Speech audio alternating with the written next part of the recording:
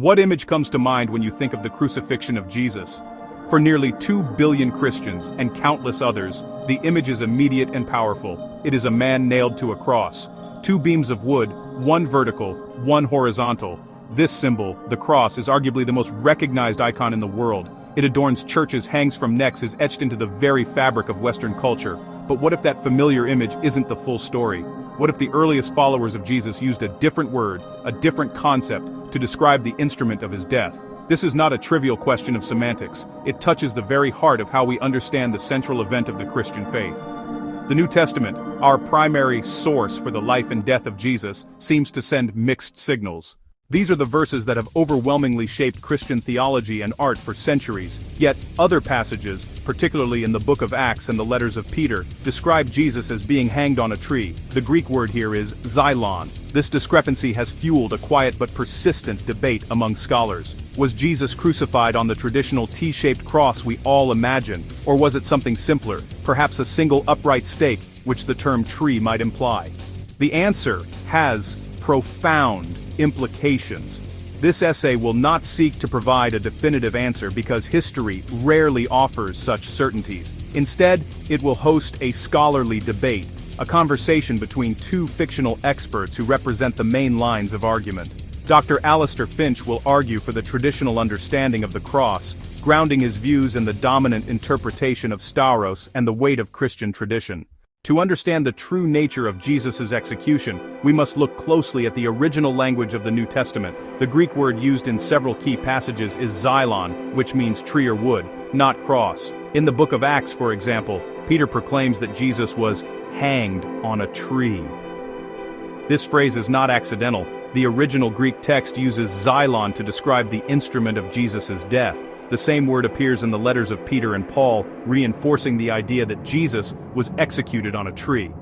In Galatians, Paul writes, "Cursed is everyone who is hung on a tree," directly quoting the Greek Old Testament and using xylon to mean tree or wood. Early Christian writings reflect this language as well. The emphasis on tree connects Jesus' death to ancient scriptural themes of curse and redemption. This interpretation is not a modern invention, but rooted in the earliest sources. By focusing on the word xylon, we see that the New Testament authors describe Jesus' death as taking place on a tree, not a cross. This challenges later traditions and invites us to reconsider the historical reality behind the familiar images. The argument for the tree is grounded in the language of the earliest texts and the theology of the first believers. To understand what the first Christians believed, we must pay close attention to the words they chose, especially xylon, the tree. This perspective opens a new window into the meaning of Jesus' death and its significance for the earliest followers. The tree is not just a metaphor, but a central part of the earliest Christian proclamation. By returning to the sources, we see that the story of Jesus' death on a tree is deeply rooted in Scripture and early tradition.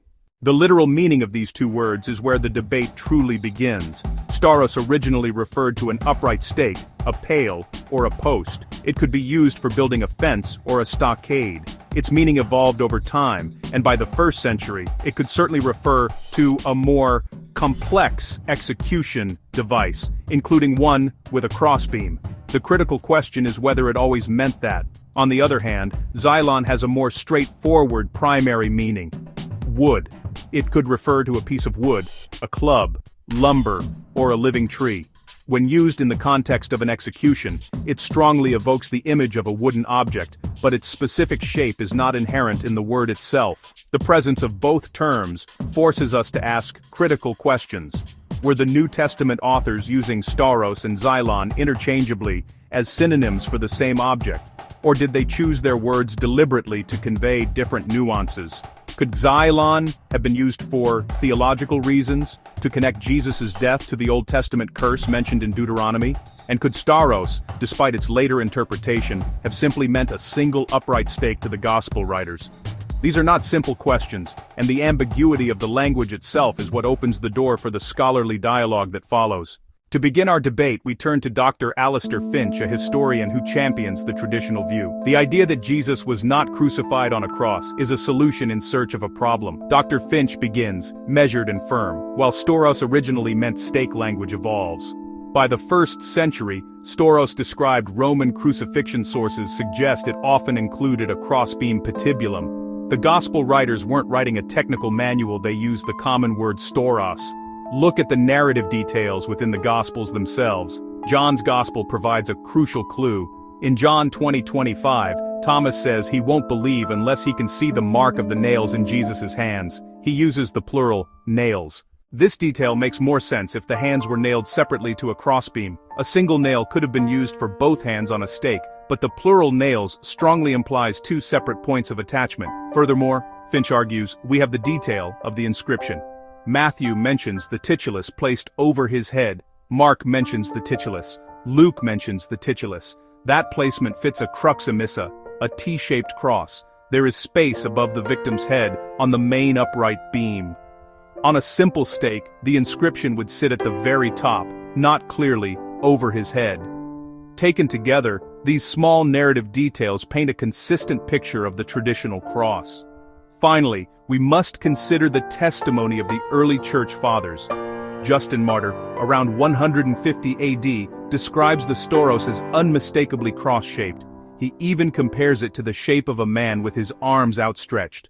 Dr. Lena Petrova offers a compelling counter-perspective. Dr. Finch places great weight on tradition, but history requires us to question tradition and look at the primary evidence with fresh eyes. The most straightforward reading of the fundamental terms is our best starting point. Stauros means stake. Xylon means wood or tree. The simplest form of crucifixion, crux simplex, was affixation to a single upright pole. It was fast. It was efficient. It required less wood. To assume the two-beam cross as default without explicit evidence is an argument from silence. My colleague points to the plural nails in John's Gospel, but this is hardly conclusive. An executioner could have used two nails to affix the hands, either overlapping or side by side above the head. More importantly, we cannot ignore the theological reason for using xylon. When Peter and Paul say tree, they are not being sloppy. They make a profound theological statement, invoking Deuteronomy 21:23. Cursed is everyone who is hung on a tree. They explain why Jesus' death was so shameful and horrific, and how he took that curse upon himself. This theological connection is paramount. For early Jewish followers, the crucifixion was a major stumbling block. Their Messiah had died the most accursed death, according to their law. Calling the instrument a tree, xylon, was not about shape, it was interpretation. They confronted the shame and reframed it as a redemptive act. This was a theological masterstroke, and explains the deliberate choice of xylon. To move the debate forward, we must step outside the biblical texts and into the brutal world of the Roman Empire. So what do we know about how the Romans actually performed crucifixions?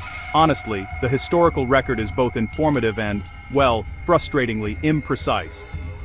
Seneca, Tacitus, Josephus. They describe crucifixion, crucifigere, as a common, terrifying, and highly variable form of public execution. Slaves, rebels, non-Roman citizens. It was designed as a spectacle of maximum pain and humiliation. The goal was deterrence. The Romans were brutally pragmatic. There was no single, legally mandated method. Crux simplex, a single upright stake. The victim could be impaled, or tied, or nailed. Simple method, minimal resources. Literary evidence points to more complex structures. Plautus mentions convicts carrying the patibulum through the streets, suggests a procedure, a permanent stauros in place, the condemned carrying the crossbeam, the beam hoisted onto the upright forming a crux commissa, T-shaped, or the crux emissa, plus-shaped. Archaeological evidence is exceptionally rare, nails were often salvaged, bodies were left to decompose or be eaten by animals, formal burial was uncommon. In 1968 at Givat HaMivtar, a key find was made, the ankle bone of Jehohanan, 1st century. A large iron nail driven through his heel, with a small wood plaque between nail head and bone. Proof that nails were used in some cases. That find doesn't settle the shape debate. The nail's position suggests legs straddling an upright stake, not legs together in front. That fits a two-beamed cross, but it doesn't prove it. It confirms one method in 1st century Judea. Roman crucifixion was grimly creative. Victims could be nailed or tied in various positions. Devices ranged from a simple stake, to a T-shaped cross, to even a living tree.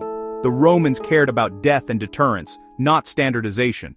Dr. Finch listens to the arguments and nods slowly before offering his rebuttal. Dr. Petrova's focus on the theological use of Xylon is insightful, but it doesn't negate the historical case for the cross. The two are not mutually exclusive. The authors of Acts and Galatians could have used Xylon for its theological resonance with Deuteronomy, while still understanding the physical object was a stauros shaped like a cross. An author can use a metaphorical or symbolic term without being ignorant of its physical form. I might refer to my car as my ride, but that doesn't mean I think it's a horse.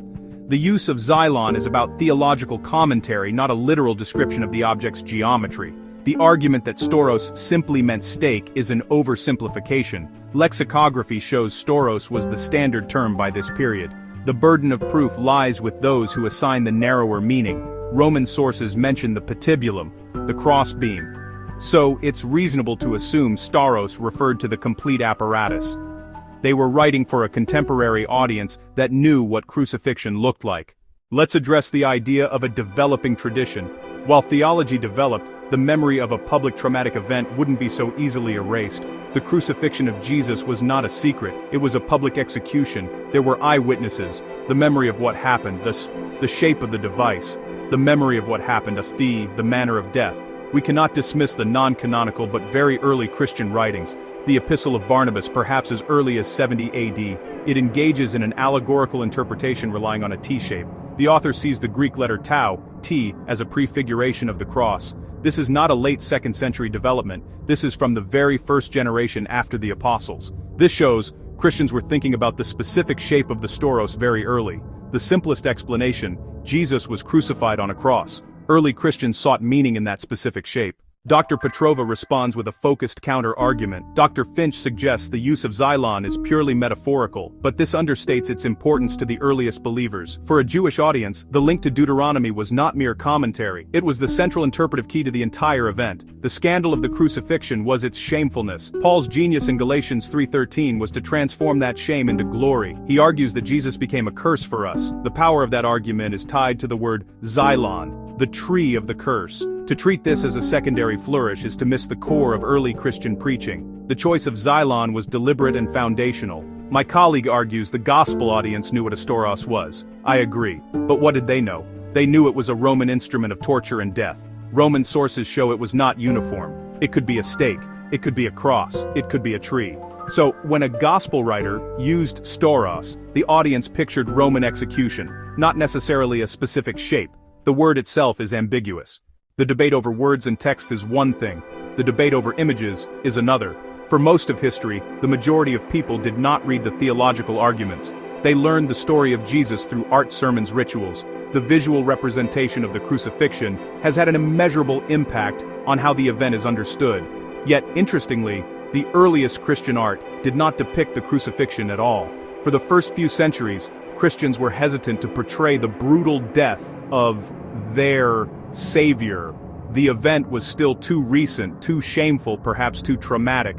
Instead, they used other symbols, a fish, an anchor, a shepherd, the Chi-Rho monogram. The first clear depictions of the crucifixion begin to appear in the 5th century, long after Christianity had become the state religion of the Roman Empire. It clearly shows Jesus on a two-beamed cross, with the inscription above his head, flanked by Mary and John. Another early example is found on the wooden doors of the Basilica of Santa Sabina in Rome. By this point, the image of the crux emissa was becoming standardized. Once the Roman Empire became Christian under Emperor Constantine in the 4th century, the context changed dramatically. Crucifixion was abolished as a form of execution. The cross was no longer a symbol of state terror, but a symbol of divine victory and imperial power. The crux invicta. This shift made it possible and even desirable to depict the event openly. The triumphant cross was a potent symbol for a triumphant church. This historical timeline is crucial to our debate. Finch might argue these images preserve an authentic memory. Petrova would see them as the culmination of theological development, the image reflecting the 4th and 5th century reality more than the 30s AD. After laying out their primary arguments, our two scholars can now seek some common ground. Dr. Finch might concede, Dr. Petrova makes an undeniable point about the theological power of the word Xylon. I do not dispute that the connection to Deuteronomy was a critical part of the early Christian message. It is entirely possible that an author like Peter, in a sermon recorded in Acts, would choose the word xylon precisely for its theological resonance, even if he knew the object was a stauros. The choice of word in that context was driven by the need to explain the meaning of the cross, not its physical construction. On this, we can agree. Dr. Petrova, in turn, could offer a concession, and I can certainly acknowledge, she would say, that the traditional narrative is not without evidence. The plural nails in John, the inscription over his head, and early allegorical interpretations like the Epistle of Barnabas. While these can be interpreted in other ways, they form a cumulative case that deserves respect. It is not a position based on nothing. Both scholars agree, Roman practice was not standardized. The historical record is clear. The Romans were pragmatists, not ritualists, in their executions. Therefore, multiple methods were plausible in Judea in the 1st century. A simple stake, crux simplex, is certainly a possibility from a Roman perspective.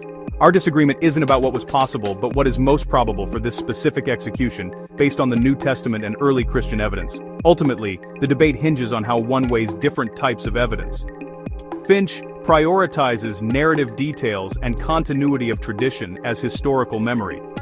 Petrova prioritizes the literal meanings, stauros, xylon, and the theological motivations. Both agree the NT authors wrote theological proclamations. Their language conveyed meaning, not just clinical facts. The ambiguity may in fact be a feature, not a bug. So, was it a tree or a cross?